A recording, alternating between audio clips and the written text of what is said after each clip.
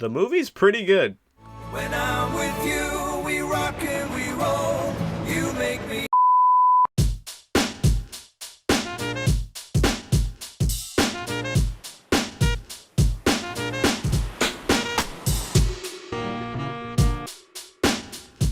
What's up, guys? The clown is back. That's me, I'm the clown. Longtime viewers of the channel might know that I've talked about this movie before.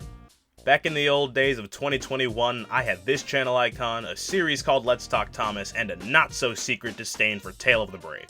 Now, there's a lot about the show I don't like, but something stung more about this one. Everywhere I looked, it was, wow, this movie's so great. Goodness me, I really connected with the conflict. These idiots, I said to myself. This movie's bad, right? I mean, I thought so. These characters are ridiculous, they don't really fit in the plot, this movie's completely off the wall. You know what?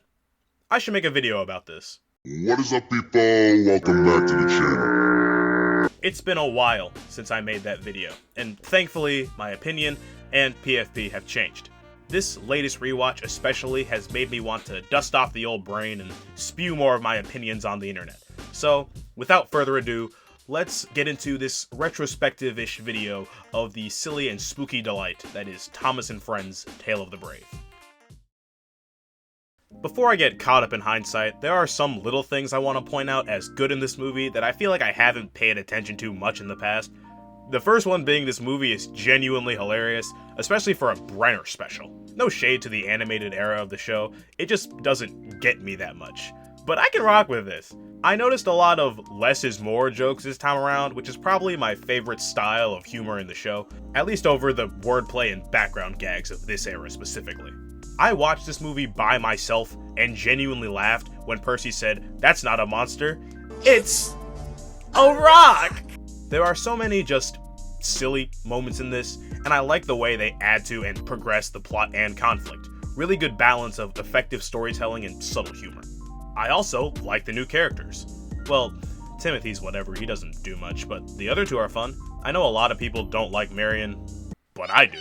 She's kind of meant to be this overactive, bumbly klutz, and I know that archetype scares many away, but I'm not in that group. That first scene she's talking to Thomas is great. I love Thomas's reaction to her not shutting the hell up, and maybe the general populace likes her less in Soder's Legends, because I feel like she's not even in this movie that much, but when she is, shit, I'm grooving. I think she's funny and charming. You want to meet someone annoying, you should become friends with me. Gator's also pretty cool. I really like how his pure existence ties so much into the themes of the movie.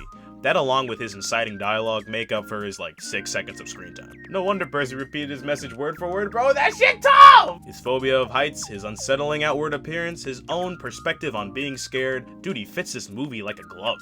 On the downside, we don't get much character development for him in Tale of the Brave. I know he's in the show, I just haven't seen the episodes, but in the movie it's fine because the audience doesn't really need to know who he is, which is apparently Gerald. He's more of a vessel for Percy in the bigger story and works pretty well as that. That said, I do think he has enough character to make his interactions with protagonists like Percy seem genuine and very realized in the plot. I like other things, like the cinematography, the direction, and Bill and Ben, but I don't think it's super necessary to go over why.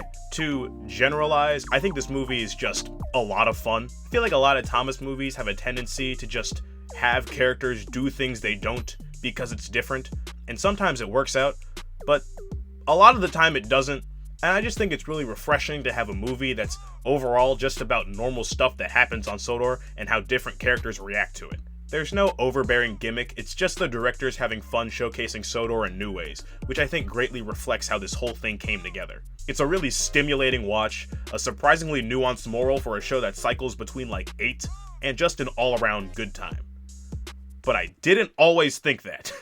The thing I really didn't like about Tale of the Brave back then was how it handled Thomas, Percy, and James. When I watched this for the first time, the only character I actually liked was Thomas, but that ended up adding to my criticism because when Percy got mad at him, I didn't get it. I thought Thomas was completely in the right the whole time, and got pressed when he got shoved out of the climax for James and Percy, who were acting like idiots the whole time. But then, something changed.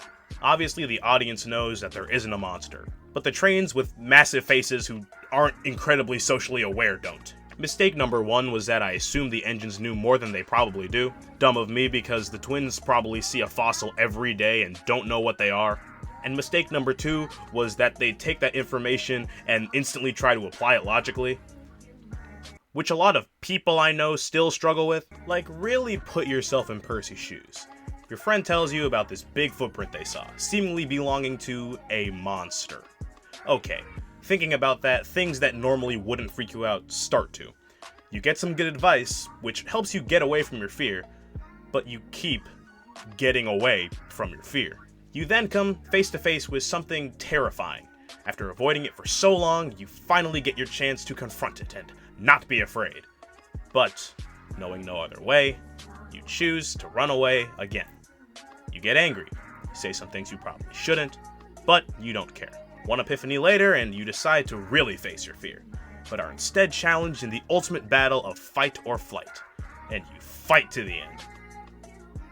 God damn it! It's so good! Putting it like that just makes me angry at my younger self. Fuck you, me! You have no media literacy and shitty grades! Admittedly, there are some things I would have done different. I think Percy gets dialed to a bit of an extreme, trying to leave Sodor and everything. That cranky scene, while being awesome, is virtually pointless, and I really would have liked if Thomas got a bit more to do in the climax. That still kinda has me. But I wouldn't change anything super major regarding the direction of the film. For some reason, I used to just not see the emotions at play with the conflict. Which is ridiculous because this movie is about feeling and conflict, and the truth is, most people don't do well when those things mix. In my opinion, this makes Thomas, Percy, and James such perfect protagonists for this kind of story because of how imperfect they are. Thomas's struggle comes with trying to find out what's up with these footprints, and in his scatterbrained mind, he doesn't validate Percy in the same way Percy validates him earlier in the special. I used to think Thomas was villainized here for no reason, but now I think it reads more as Thomas finding his conclusion, thus not needing to delve further. He was unsure at first, but at this point in the story he knows what he knows, so when he sort of slammed the door on Percy, it makes sense as to why he would choose to do that, but it also makes sense from Percy's perspective. Regardless of his lack of malintent, Percy sees Thomas as a hypocrite, and we all hate those. Just like we all hated James. Okay, I hated James. This motherfucker got me hot while watching this movie for the longest time. I always thought he acted like an asshole just because the story needed him to. But the more I watch this, the more I think he's just projecting. I mean, right? He doesn't do anything malicious until he makes a fool of himself. And when he fails, he works harder for that self-validation. That's like the most James thing ever. He does a bunch of things in the movie just because people tell him that he can't, which comes back into play during the climax after he's reconciled with being a fuckwad and decides to apologize. This is kind of where the turning point was for me. I started liking this movie so much more when I realized James wasn't acting out of scorn, but self-approval. He became more relatable in a weird way, and I like how even in his desperate need to be more, he can see how his words affect the other characters, showing this very subtle glint of self-awareness. I mean, James should know better than anyone that he doesn't hate any character more than he loves himself. And this rings true for his interactions with the story's big showstopper, Percy, who I also hated. I kinda already went into his whole thing earlier and I don't want to repeat myself too much, so in retrospect, all I can really say about him is a very general, I didn't get it.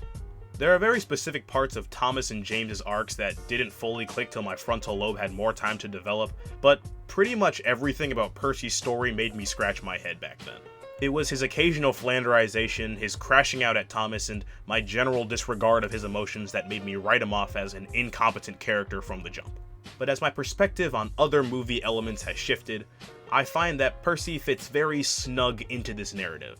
He's a character who, despite his best efforts, has always had trouble responding to conflict in the best way, and for this movie he serves as the baseline for the rest of the arcs, reminding the audience that he and the others can't run from conflict forever. They can't explain it away with logic, project it onto others, or just avoid it entirely. The only way to wither conflict is to face it head on, and with the help of each other, these guys are ultimately able to overcome it, leaving the film 3 stronger engines than they were before. So what? Well, this whole thing really boils down to the fact that I hated this movie until I just let myself like it. That's not a one-size-fits-all type of reasoning, though. Like, no amount of gaslighting is gonna make me like Misty Allen Rescue. But it was only when I stopped waving my finger at this thing that I saw the intentional different character decisions that this movie made. And after accepting the experimental light this thing shines onto our favorite group of colorful characters, this movie is just really good, with so many great aspects reflecting the dynamic storytelling of the classic and new eras. I once again reside in the majority with my opinion, so thank God, but let me know what you think about this movie in the comments, or if you've had a similar experience with something else you've seen. I want to hear from y'all. That's all I got for now. Thanks for watching, and I'll see you guys when I decide to upload again.